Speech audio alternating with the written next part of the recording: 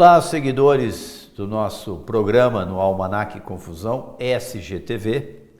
Com muito prazer trazemos aqui de novo para vocês uma pessoa muito especial que já esteve aqui falando da sua infância, de onde veio, dos pais, a sua formação, até chegar à universidade como médico, nada menos que Paulo Ejo, doutor Paulo Ejo, muito conhecido aqui, porque já foi prefeito 3 vezes, está aqui conosco para continuar a nos contar, desde que ele entrou na Universidade de Brasília, em 1968, formou-se e veio para cá em 1976 como médico. Mas, doutor Paulo, tudo bem? Boa noite. Tudo bem, boa noite. Ou boa tarde, ou bom dia. É um prazer estar aqui novamente. Sobre a época de formação na Universidade de Brasília, o que eu posso falar é que realmente foi um período de muita evolução, não é? Muito aprendizado, crescimento humano, crescimento técnico, porque a Universidade de Brasília sempre foi e ainda é uma das boas universidades desse nosso país. Lá nós fizemos um curso, onde que nós tivemos um curso básico e depois um curso de hospital, e depois nós passamos pelo estágio final de estágio de internatos nos hospitais da rede da Fundação Hospitalar. Como disse, nós sempre procuramos acompanhar o curso da melhor maneira. Continuei procurando me dedicar bastante como estudante. Eu posso te interromper? Pois não. Porque nós fomos colegas lá. Você achou que foi um período difícil? Era muito difícil, porque tinha essa questão financeira. Seu Sim. pai, para você ir fazer vestibular, tem que arrumar dinheiro emprestado. Você Sim. chegou lá, o seu bolso não estava cheio de dinheiro. Como é que foi isso? É verdade. Como é que resolveu? O lado estudantil em si, né, do aprendizado, sempre foi tranquilo, sempre foi bom, porque a gente se aplicava. A gente estudava, não é? Se aplicava, estudava, era bastante responsável. Esse lado social, esse lado econômico, sempre foi como diz, onde trouxe as dificuldades, não é? Para a gente estar se vivendo em si, né, como estudante, como pessoa. Então, de início, felizmente, como disse, a universidade era uma ótima universidade, socialmente falando. Nós tínhamos uma pequena bolsa, na época era de R$100, e isso ajudava muito. Porque não era real, não. Era 100 cruzeiros. Era o dinheiro que não sei qual correspondência. Mas dava para pagar a comida, né, o bandejão, não dava para ir em restaurante, não.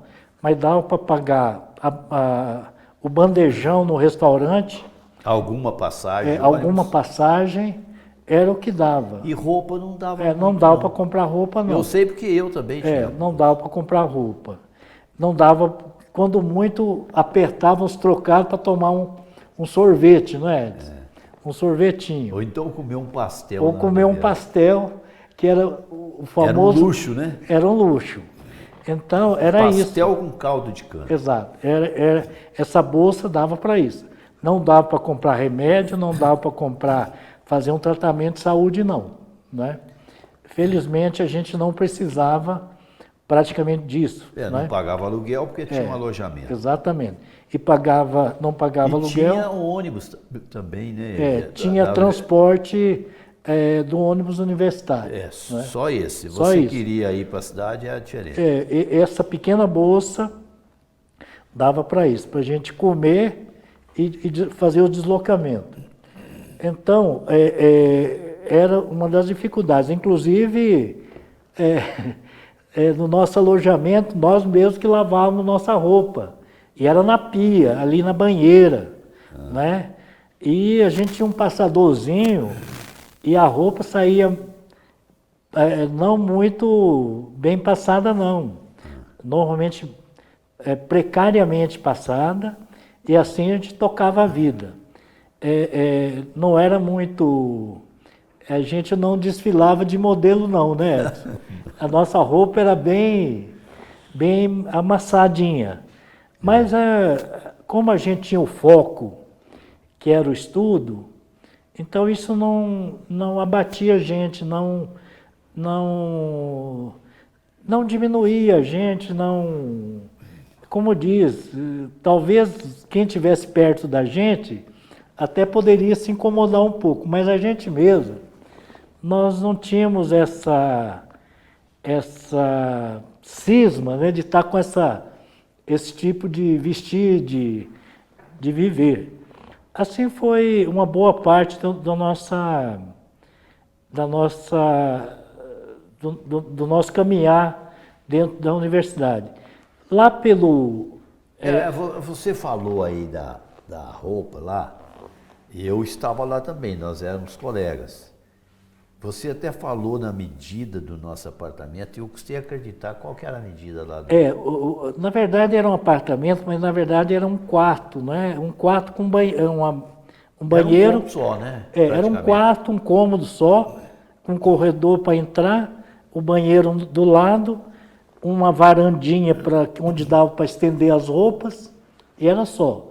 Essa varandinha, para vocês terem noção, tinha aí uns 80 centímetros. E o restante ficava aí com 3,5 por 4, mais ou menos só. Hoje, mas a gente se sentia muito bem, né? É curioso, porque a gente conseguia, éramos 4, era 2 beliches, onde que 4 moravam nesse espaço. E tinha lá o banheiro, né, os sanitários, e é onde a gente também usava para lavar a roupa e tudo mais. Como é que era assim, porque você junta 4 pessoas num cômodo, em 5 anos deve dar alguma briguinha, né? Pois Nunca deu, né? Olha, era curso diferentes, né? Não, eram 3 de medicina e eu de letras. É verdade, era mesmo. Os meus companheiros eram muito graduados. Não, era 3 da medicina e você da letras, Pois é, agora eu queria que você explicasse aqui, você achava muito difícil, por exemplo, mas pelo seu histórico, não, você era muito estudioso, mas tinha colega que não era muito estudioso, não, né, na área da medicina, né? Olha, mais assim, a UNB tinha esse regime. O ônibus pegava a gente cedo e voltava à tarde, já quase noite. Então, obrigatoriamente, todo mundo espalhava para a universidade, né, Edson? Então, a gente ia cedo, enquanto a gente estudou no campus, o ônibus nos apanhava cedo e levava. E à noite trazia. Então, a gente tinha que ficar lá por conta das aulas, das refeições e da biblioteca também, né? A gente ficava muito em biblioteca. Então, essa era a jornada. Quer dizer, no final das contas, gostando ou não de estudar, a gente tinha que ficar dentro do campus, né? na biblioteca. E tinha também uma espécie de, sei lá, a cultura ali era de estudar, né? Eu falo assim porque eu já vi muita gente falando que na universidade rolava muita droga e que era muita farra. Eu estudei lá, eu confesso que não vi. Como é que era você? Olha, na nossa turma, pelo menos assim que eu posso falar, nós não tínhamos esse caso, não é? Não tinha. A única coisa de vício que a gente vê era fumar. né? Fumar E fim de semana moda, o pessoal né? tomar ali uma bebida, só também. No campus, ali na convivência, a gente não via isso. Certamente tinha, em algum lugar É, tinha, né? É Mas não era assim tão possível, visível. não era. Essa questão da droga, ela não tinha lugar, né, Edson? No ambiente, no ambiente universitário ali dentro do campus, né? Se tivesse, era muito reservado num canto ou outro. Mas era muito saudável o ambiente. Agora me diga uma coisa, você veio lá da sua origem lá rural, dificuldade financeira, de repente você está num curso de elite, que é o de medicina. Como é que é a sua sensação de estar nesse meio? Olha, Edson, Você se sentiu um peixe fora d'água? o que a gente sentiu, né, durante a questão da relação, do relacionamento, na convivência, é que é curioso, independente da classe social, famílias ricas, médias, mais pobres, no meu caso, o que prevaleceu era a qualidade do aluno. É interessante. Dentro de uma universidade, não é a riqueza que prevalece, Edson. Foi assim no meu caso. Ah, sim. O que prevalecia, em termos de respeito, Se você era bom, né? era bom aluno ou não era bom aluno. É interessante isso. Eu me sentia assim.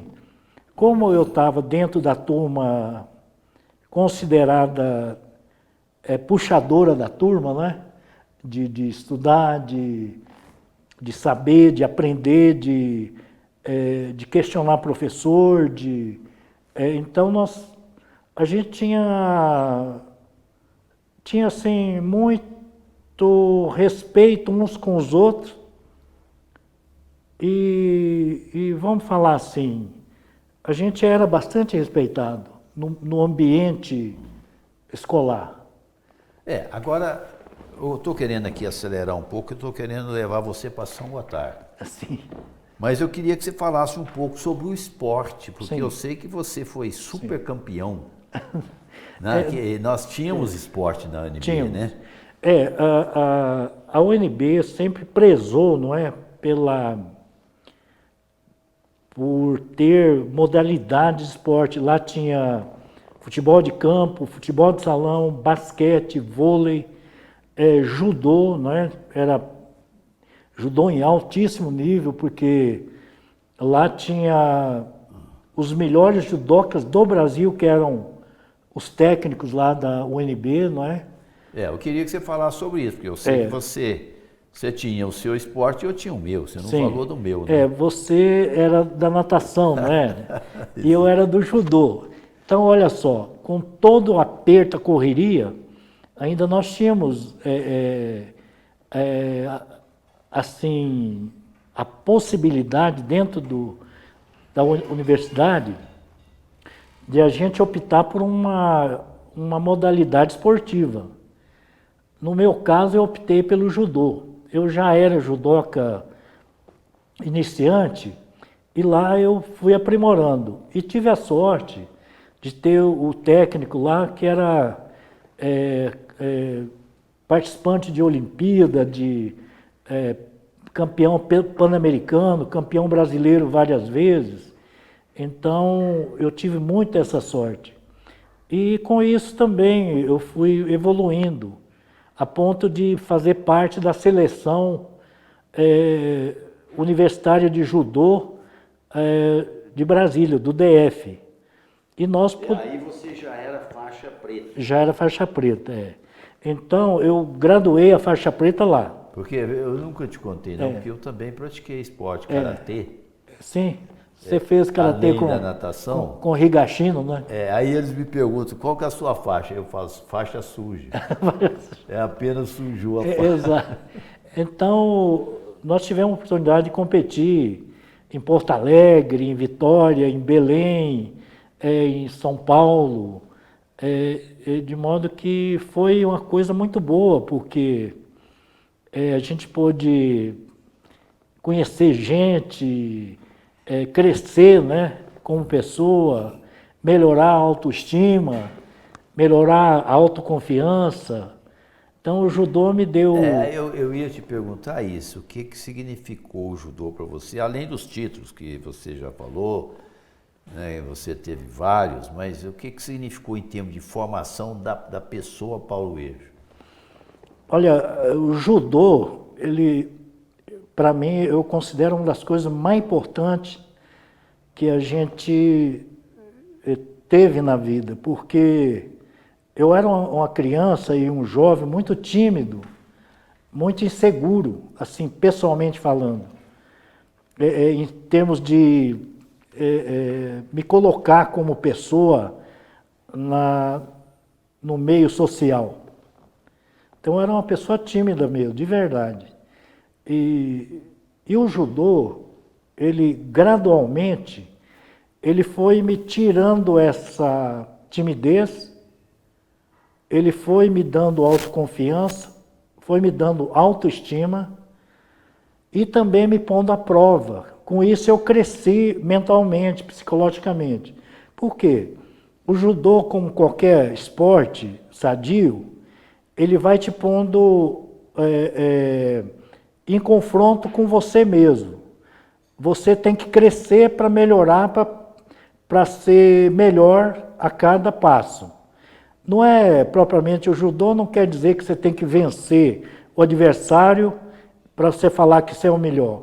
Não, o judô, ele tem uma filosofia de que você tem que treinar, até tem que vencer, deve vencer para estar melhorando. Mas, na verdade, o desafio é com você mesmo, no aprimoramento, no crescimento, na confiança, na precisão, no controle emocional, na força mental. Quando você está sob pressão, você está diante do seu adversário, que também pensa da mesma maneira, diante de milhares de pessoas, às vezes, assistindo. Então, o judô traz essa coisa, né? E, assim, eu posso dizer a você que o judô até hoje me ajuda, apesar de eu não treinar mais. Por quê? Porque eu trabalho dentro da medicina com cirurgia. E é curioso falar, a cirurgia exige resistência física, exige controle emocional, exige paciência e exige uma certa precisão, te cobra uma precisão naquilo que você faz. Isso tudo é favorável a quem é cirurgião, a quem opera, a quem faz dentro da medicina os procedimentos, né, com as mãos. Então, isso ajuda muito. Então, como disse, o judô me ajuda até hoje. E assim, não é propaganda de judô não, viu, gente? Mas pode saber que é algo educativo, é algo que forja o caráter, a personalidade e, particularmente, o respeito pelo outro, né? Pelo adversário, o respeito, isso que é muito importante. Pois é, mas eu também fiz um esporte lá que era natação, você sabe? Sim. E cheguei eu nunca subi o pódio, porque pódio é só os 3 primeiros, mas cheguei a um honroso 4º lugar, uma prévia assim para levar nos Jogos da Bahia, se eu não estou enganado. Uma seletiva, E eu fiquei em 4º lugar, que não é uma posição muito ruim, né? Não, de jeito só nenhum. Que só tinha 4. Realmente, mas de qualquer maneira, era um esporte também. Né? O resultado no esporte, ele não é o essencial, né? O essencial é você participar e aprender e utilizar para a sua vida no dia a dia. Serenidade, né? Autoestima, autoconfiança, tudo isso o esporte traz para a gente. Deixa eu acelerar aqui um processo, a nossa conversa, porque nós poderíamos conversar muitas e muitas horas, eu sei disso, mas eu quero ver você formado, depois de 6 anos, né? E aí o que você fez? Você fez uma residência médica, como é que foi?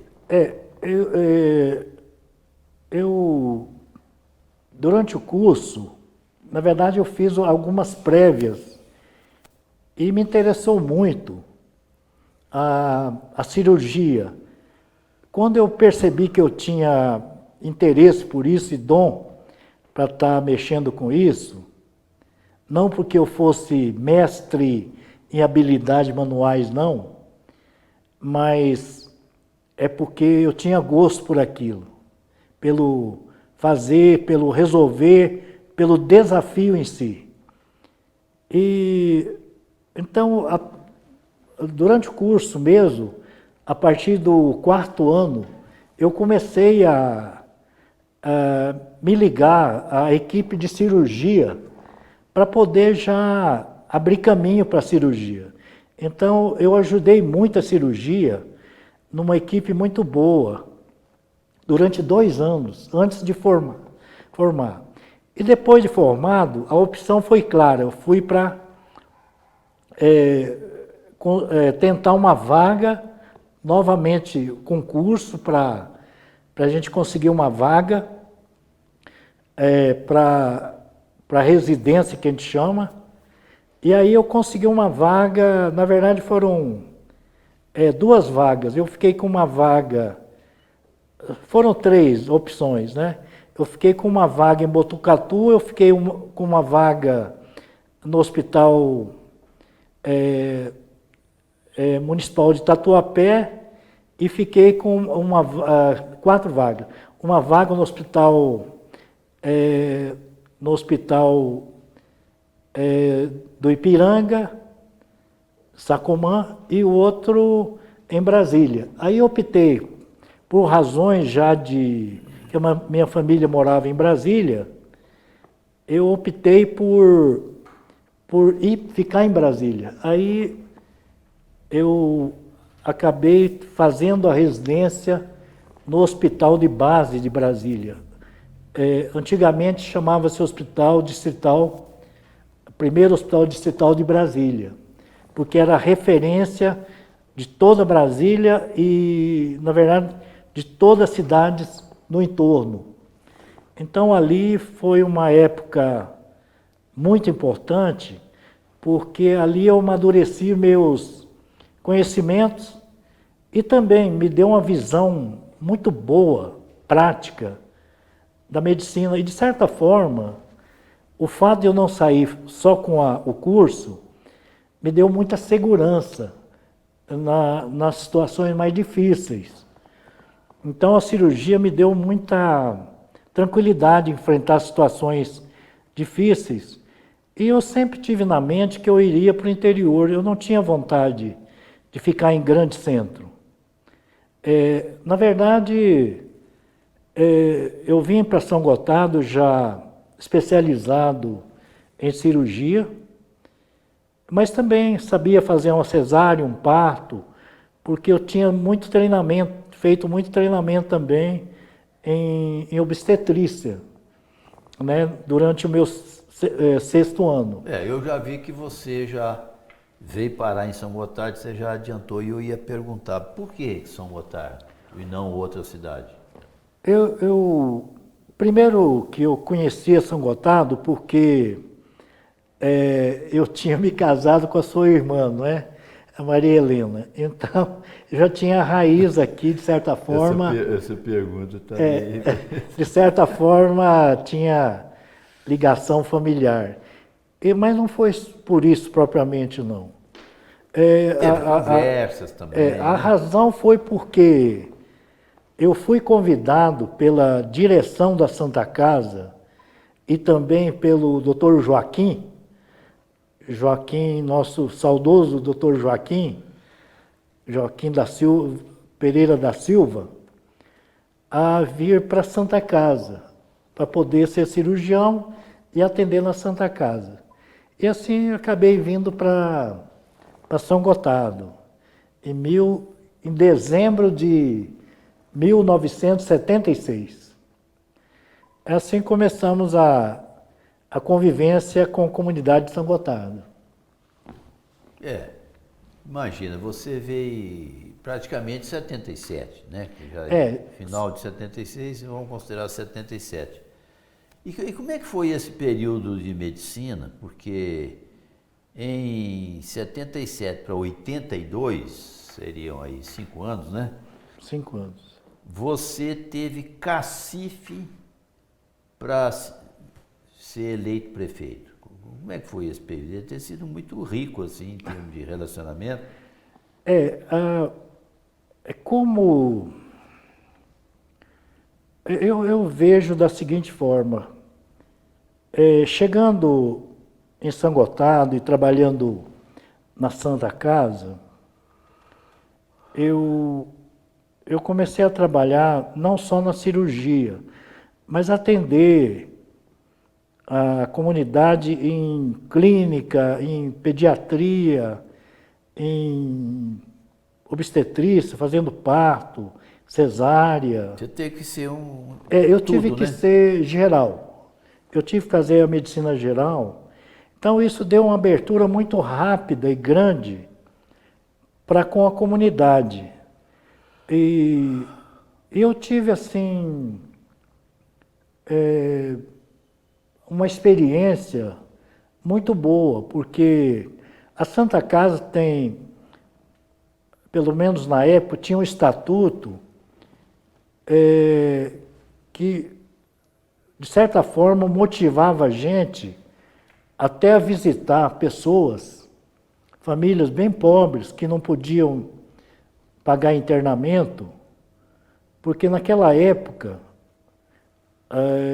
não tinha o SUS. Então, ou era particular, ou era pelo convênio do Fundo Rural, ou INPS, atual INSS, ou então era tipo assim, meio que orientado para atender pelos vicentinos, tipo uma seleção social.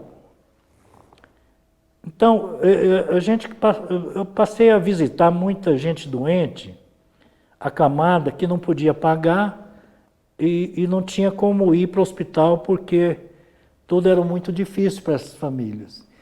Eu passei a conhecer a realidade da comunidade. Realmente casas, situação precária.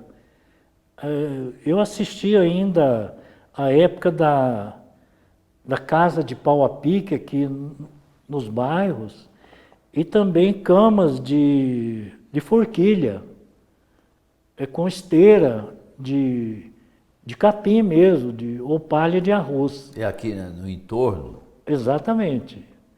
Então, a gente via a dificuldade, né, do povo. O médico, pela profissão, conforme seja também a postura dele, né, ele tem condições de conhecer muita coisa, assim, em termos de sofrimento e necessidade do povo, né?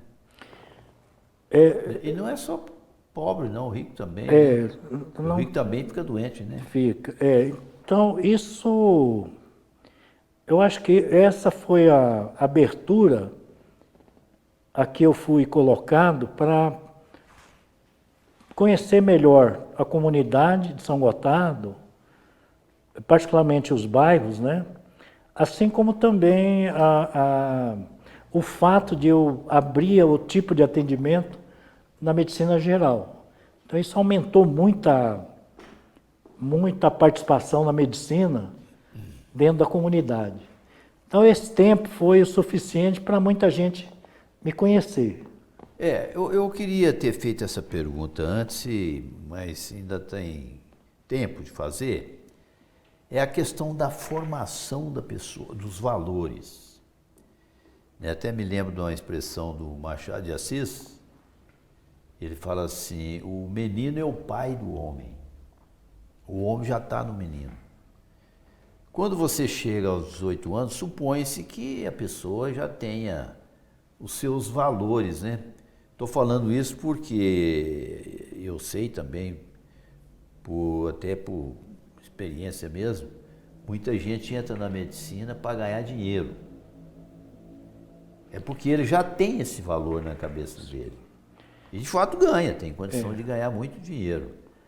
Mas como é que você, como pessoa, encara essa colocação que eu estou fazendo? Bem, porque isso vai determinar a sua atitude como médico também, né? Existem as questões, assim, nós vivemos numa sociedade onde que... Você entendeu minha pergunta? Entendi. Nós vivemos numa sociedade que há diversas maneiras de se determinar valores por cada tipo de atitude e ação. Então, eu sempre penso o seguinte, que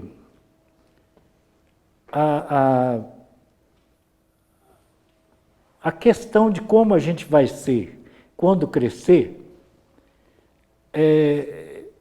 vem muito, né? O povo fala que vem do berço.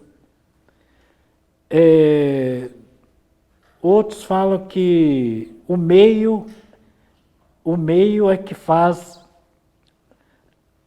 a pessoa. Mas eu penso, assim, concordo com tudo isso, mas eu penso o seguinte, que cada pessoa, cada ser humano, ele vem com a bagagem, me desculpe quem não entende assim, e acho que cada um pode entender a sua maneira, mas eu entendo que cada um vem com uma missão, vem com uma tarefa, onde que, na verdade, ele não sabe qual a tarefa dele conscientemente, mas com certeza ele vem para uma determinada tarefa, ele vem para uma determinada missão. E uma pessoa que vem com uma determinada missão, ela pode, devido ao livre-arbítrio, cumprir a tarefa determinada ou não. Bom, ou então cumprir pela metade. Agora, na questão dessa de opção, eu vejo assim, o meio interfere aqueles que estão no meio do caminho, aqueles que não têm uma definição de como conduzir a vida, certamente que o meio influi muito. Aí o meio vai empurrando ele vai de um lado para o empurrando, outro. vai empurrando. Mas eu acho que se a gente tiver uma formação de que, primeiro, tem que haver o respeito humano. Segundo, tem que haver uma finalidade. Por que a gente vem por esse mundo? Terceiro, você tem que ter atitude para cumprir uma tarefa que seu íntimo te determina. Então você vai cumprir sua tarefa de acordo com aquilo que é convicção sua convicção. Então, no meu caso, a minha convicção é de que eu vim a esse mundo, o meu objetivo era aprender e ser útil. Aprender e ser útil. E essa talvez seja a finalidade. Agora, ser útil pode ser você cumprir bem ou não, mas de toda forma, a disposição, a sua energia, ela tem que ser canalizada da melhor maneira possível. É certo que há a gente fraqueja, a gente falha, mas você não pode perder o foco. Do contrário, você vai entrar em depressão, você vai ficar perdido, você vai ficar triste, você vai ficar, às vezes, até rico, mas com uma vida meio que sem prumo, sem saber exatamente porque você está vivendo seus dias. Então, para mim, eu vejo dessa maneira. No meu caso, com a minha profissão, eu procuro ser útil ao próximo. Se ele vai pagar ou não, isso já é uma segunda situação. Já não é a primeira coisa, Não é a né? primeira questão. É lógico que eu preciso pagar minhas contas, eu preciso cuidar dos meus filhos, cuidar das pessoas que eu tenho que ajudar, mas esse não é o primeiro ponto. Acho que o primeiro ponto é você saber que você está fazendo o melhor do que você possa fazer e ser útil ao próximo. Essa talvez seja o objetivo que me direciona e que, na verdade, me deixa muito alegre, me traz alegria. Apesar de um dia cansativo, pesado, uma cirurgia dá certo, outra não, mas pelo menos você tem a consciência de que você procurou fazer o melhor que você podia. Você pode não ser melhor que o outro pode ser melhor? Pode, perfeitamente. Mas o sentimento que a gente tem que ter, que eu tenho nesse caso, é nessa direção. Altas filosofias, né? Tá certo. Até me lembrei que eu tive a sorte de conhecer seu pai, até de conviver com ele um pouco. Ele tinha muita coisa de budismo, né? Isso, ele passou alguma coisa disso para você?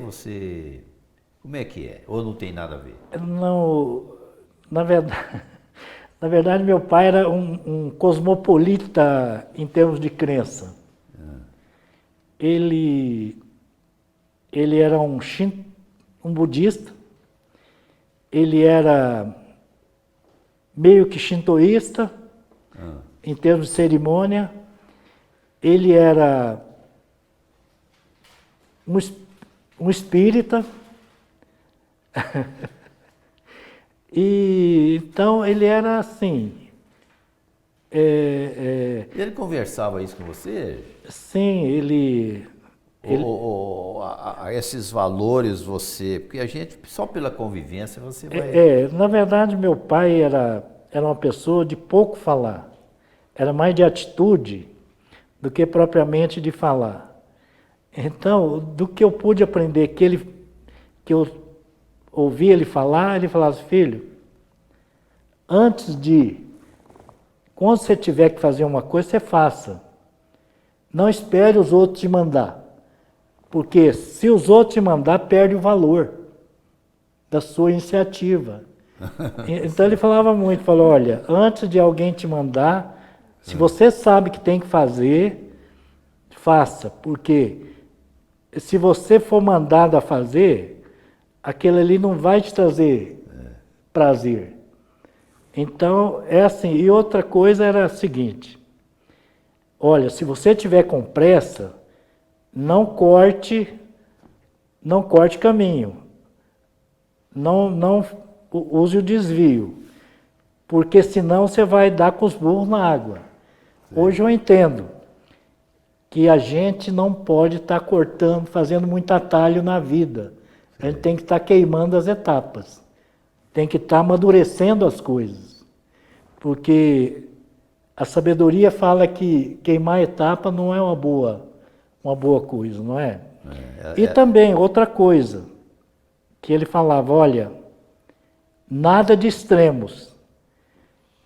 A sabedoria está no meio. Nem para cá, nem muito para cá. A sabedoria está no meio. Quer dizer, a ponderação, quer dizer, né? A ponderação é algo importante para que a gente consiga a sabedoria.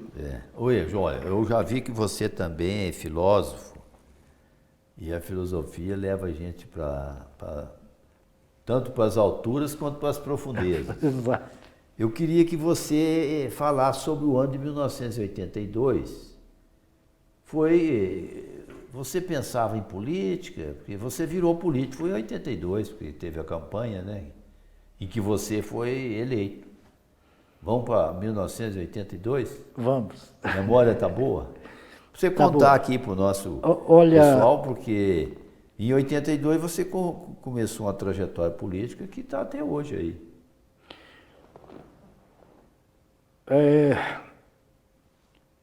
É assim, eu não tenho como não falar naquilo que a gente viveu antes para depois desencadear, para explicar por que da entrada da gente participando de uma campanha política em 82. Na verdade, a universidade e a revolução, a ditadura, tinha me tocado a minha mente. A universidade me abriu, me mostrou, devido às discussões, às conversas com os colegas, com os professores, e também com a repressão militar, as invasões, o que se lia nas notícias. Então aquilo ali alertou a gente para que a gente não deveria ser como é que fala? Uma pessoa que não... Alienada, uma pessoa jogada ao léu. A gente tinha que saber das coisas. E a gente aprendeu alguma coisa. Na universidade, quando estudante, com os movimentos, com as falas, com os atos do governo, a gente viu isso. A gente viu prisões, a gente viu mortes. E tinha censura. A gente viu, saía, né? Exato, a gente viu censura, a gente viu o exílio, não é? A gente viu o exílio. Então, quando eu cheguei em São Gotardo, eu era uma pessoa que não era alienada. Você não, eu também não, né? Quem viveu aquilo e tinha o mínimo de consciência, ele não podia ser alienado, concorda? Ele não poderia ser alienado. Ele tinha que saber das coisas. Chegando aqui em São Gotardo, a gente viu o mecanismo da ditadura funcionando aqui dentro. É inacreditável falar, mas a gente viu o mecanismo. Ele entranhava em todos os poros da sociedade, né? Exato. Então, eu fui trabalhando, nunca falei em política com ninguém, apenas conversava com um ou com o outro, como que era, como estava, mas a gente percebia nitidamente a mão da ditadura aqui dentro. E, como vocês sabem, a gente não era pessoa de ficar insensível, fazendo de conta que não estava vendo. E também, quando a gente começou a ver os bairros, eu comecei a me perguntar, rapaz, mas por que é que esses bairros não têm esgoto, tem ponta de rua sem energia elétrica, sem calçamento, barracos, verdadeiras taperas mesmo, casebre? Por que isso? Será que uma prefeitura não dá conta de fazer nada com isso? Era a minha pergunta, sim. Porque eu tinha lido algumas obras, inclusive escritas por prefeitos. Experiência de Lages, por exemplo, me chamou muita atenção, falando em mutirão, falando em... Não é? Então, quando veio a campanha de 82, já tinha ocorrido o problema na Santa Casa. Uma interferência política dentro da Santa Casa tinha tirado o doutor Joaquim da Santa Casa. E o pior, era o meu colega de trabalho.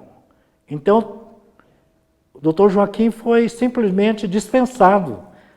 O camarada que abriu as portas para a Santa Casa começar em Sangotado, ele foi simplesmente cortado, dispensado. Quase que à força. Porque o doutor Joaquim era muito importante na Santa Casa. Era importante, porque ele era uma liderança ali dentro, não é? Ele era muito dedicado, muito... E eu... Para isso acontecer, há muitas ações que a gente joga dentro desse campo da política, né? Exato. Então, veja, o doutor Joaquim cortado, e aquele movimento, reúne, dispensa, não dispensa. Aí eu disse para a direção da Santa Casa, falei, ó, gente, doutor Joaquim foi uma das pessoas que mais fez força para me trazer para cá. Se o Joaquim for cortado, for dispensado, eu já aviso que eu vou sair da Santa Casa. Eu não tenho ambiente para ficar na Santa Casa. E assim foi. O Joaquim foi dispensado mesmo, e eu tomei a iniciativa de sair da Santa Casa. E já era a prévia do ano político. Aí o pessoal... Já era 1982. Exato. E aí o grupo de pessoas que não concordava com o estado de coisas da política de São Gotardo, que realmente não concordava com o processo de condução política administrativa de São Gotardo, como disse, era um apêndice, era uma ponta da ditadura aqui dentro, e certamente de outros municípios. Eu falei, olha, eu não conheço, eu nunca mexi com política, eu não conheço ninguém quem é político quando deixa de ser, eu nunca participei de nada, mas assim, se o meu nome servir para ajudar, para mudar estado de coisas, pode pôr meu nome aí na coligação. E assim foi que me colocaram como um dos 3 candidatos da coligação na eleição de 82. Porque nessa época podia fazer coligação, que no caso era MDB e Arena, se eu não estou enganado? Era PDS e PMDB. Não tinha. Já era. Já tinha passado da Arena para o PDS e o MDB para o PMDB. Aí foram 3 candidatos. Você não era, vamos dizer assim, não se esperava que você ganhasse. É verdade. Tinha seu Eurotides, tinha o Carlos Anselmo. Professor Carlos e você. Isso. Somando os 3, quem tivesse mais voto comparando com o candidato do outro lado, seria eleito, né? Exato. Foi um ano diferente de eleição. Era tal da coligação. Cada partido podia ter 3 candidatos. O partido que somasse mais votos ganhava a eleição. Então nós tivemos 3 candidatos, né? Senhor Eutíades, professor Carlos e eu. Do outro lado foi o seu Zé Luiz e o seu Wilson Pedroso. Na soma, nós ganhamos do outro lado. Seu Zé Luiz teve mais voto que eu. Só que na soma, com o seu Wilson, nós tivemos mais votos do que a coligação dele. Então, acabou que eu tive mais votos que o professor Carlos, e o Carlos mais votos que o Eurotides. Aí eu fui eleito prefeito em 82. por incrível que pareça, na época, sem nenhuma propaganda. Nenhuma. Só algumas pinturas do número em alguns muros. Eu acho que era uma meia dúzia de muros só. Significa que o povo se informa de alguma maneira. Já se informava.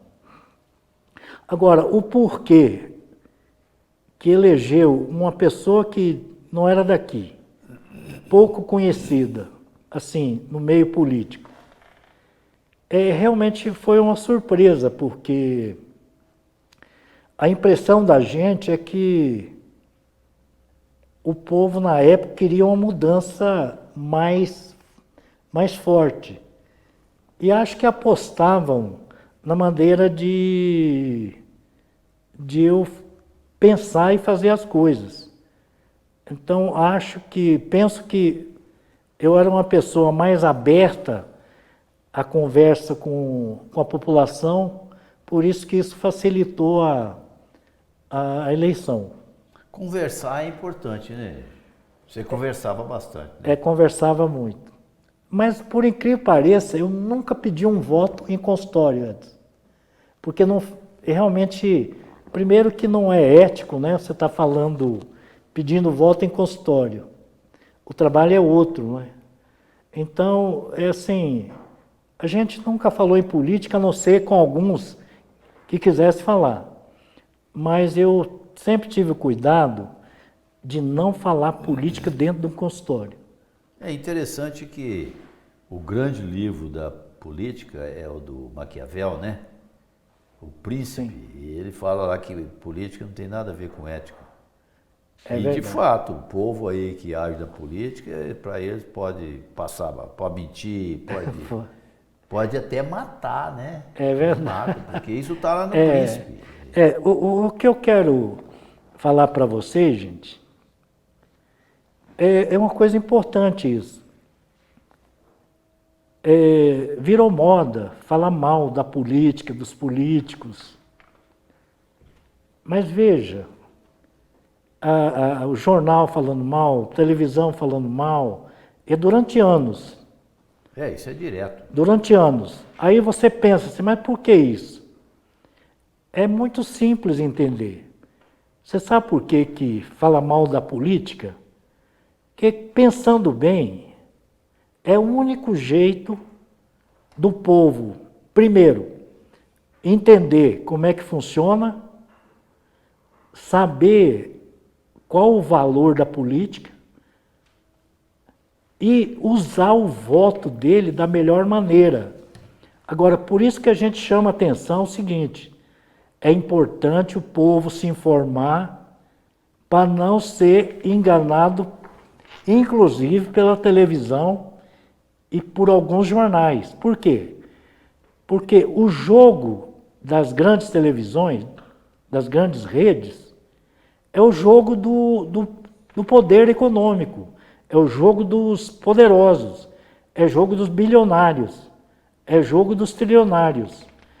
Inclusive no Brasil, infelizmente, tem o jogo americano que sempre, apesar de a gente admirar os Estados Unidos, tudo bem, é um país de primeiro mundo. Só que no jogo político, eles nunca deram colher de chá para o Brasil, não. Sabe? Sempre quis usar o Brasil do jeito que é, submisso, de colônia, né? Então, a gente tem que tomar cuidado antes de falar mal da política, vamos ver como é que é essa coisa, como é que funciona, como é que é a história, certo? História para a gente poder realmente começar a perceber que a única arma que cada pessoa, por mais humilde que seja, é o voto, não tem outro. Qual outro? A única hora que uma pessoa humilde tem de força igual a um rico, um poderoso, essa hora.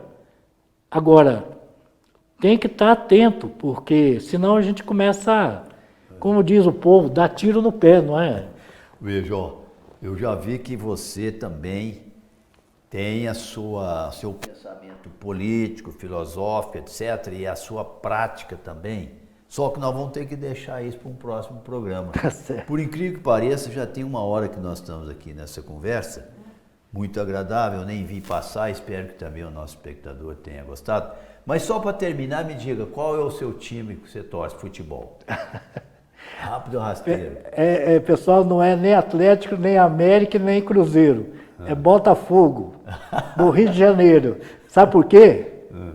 Por conta de um cidadão do povo, chamado Mané Garrincha. Mané Garrincha, tá. Ó, agradecemos aqui a atenção de todos. A palavra é sua para se despedir. Eu quero novamente agradecer a paciência de todos, a oportunidade de estar podendo falar com as pessoas, aqueles que me conhecem, aqueles também que não me conhecem, e dizer que a nossa terra é muito boa, terra de gente boa, mas nós não podemos esquecer da nossa lição de casa, não é? Que é trabalharmos no sentido de estar sempre atentos e conscientes. Muito obrigado. Muito obrigado, doutor Paulo Obrigado. Ejo, agradeço a todos e nós voltamos novamente com o Paulo Ejo. Tem mais. Obrigado.